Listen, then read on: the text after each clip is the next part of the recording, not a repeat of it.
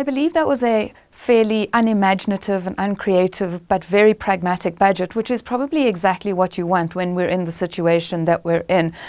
Overall, I would say positive, definitely a good sign for the credit rating agencies not to downgrade us. A few positives and negatives. I'm afraid we have still breached our expenditure ceiling, which is certainly a negative. It's a budget where the minister was taking from the rich, giving to the poor, and then taking back from the middle classes. And so you saw medical aid tax credits were cut, but then the national health insurance was increased, and that was the kind of game he was playing. The increase in VAT should bring about 64% of the revenue. So it was something that would be impactful and absolutely necessary. The relief for me was that there was no mention of a nuclear program and a bit more talk of renewable energy as a very positive sign. I think overall the budget speech for 2018, there was nothing that was surprising. We've seen things that were expected, the increase in VAT, that was expected. Although I did not expect that they were also going to increase the grants linking to that. But it was a good sign because, as you know, the increase in VAT is affecting everybody. So it was necessary to say we've got people that are not working. So there has to be something that is given back to them. People are getting grants. So I think that was a positive aspect. It was also good that we did not see any increase in company tax rates.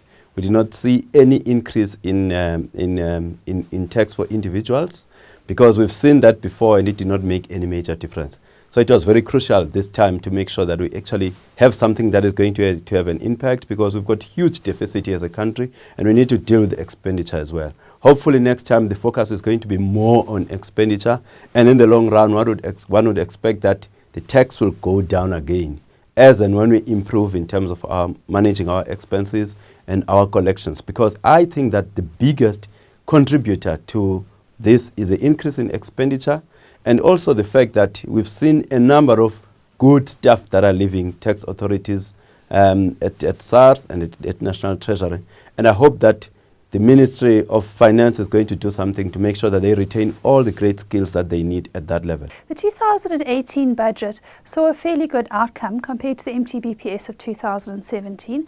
Indeed, it really was a return to the more sober budgets of Pravin Gordhan. And of course, he delivered the actual budget for the year at the start of 2017.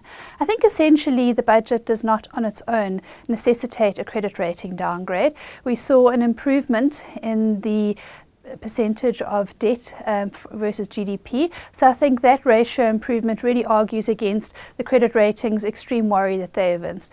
South Africa has also seen some moderation in the expenditure outlook. I think the bottom line essentially is that the four issues that the credit rating agencies look at, economic growth, political uncertainty, the state-owned entities and government finances, have seen a fair improvement this year. Political uncertainty has come down quite substantially with Cyril Ramaphosa as President of South Africa now. We've obviously seen the budget today showing that the fiscal consolidation is taking place. It will take a while to come through, but particularly they took note of the fact that the economic outlook has brightened quite significantly. Of course, that's another area the credit rating agencies were concerned about as well. The deteriorating growth trend in South Africa, where economic growth dropped from about 3% down to about 0% in 2016.